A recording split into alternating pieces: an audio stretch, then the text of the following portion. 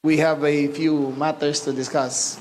Unang-una, may nakita akong feedback sa social media na may umangal taga Barangay Addition Hills na naghahalo lang ng simento at siya'y inaresto.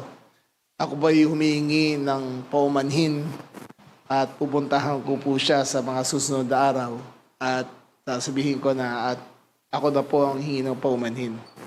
It was my fault that I did not give clearer instructions on how to do the Safer Cities Initiative.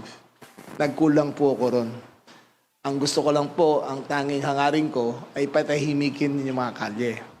Ngunit, dahil sa kakulangan ng aking paliwanag, ay kahit sino na lang basta walang t-shirt ay siyang dinampot.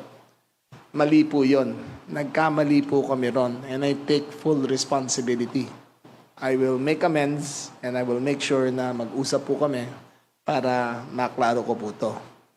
Nevertheless, the Safe Cities Initiative has begun and it will progress.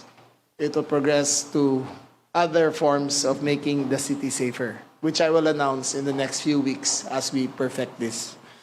Mind you, we will make a study pagdating po ng katapusan ng Abril. Titignan po namin ang focus crimes of April 2025, 2024, kumpara sa 2026.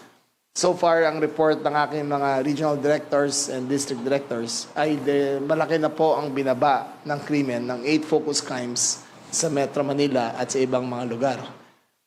We expect to do more and we expect it to be better, but don't expect it to be perfect. Again, humingi ako ng paumanhin doon sa naapektuhan doon sa Addition Hills. Pupuntahan ko po siya personal para humingi ng paumanhin at itatama po natin.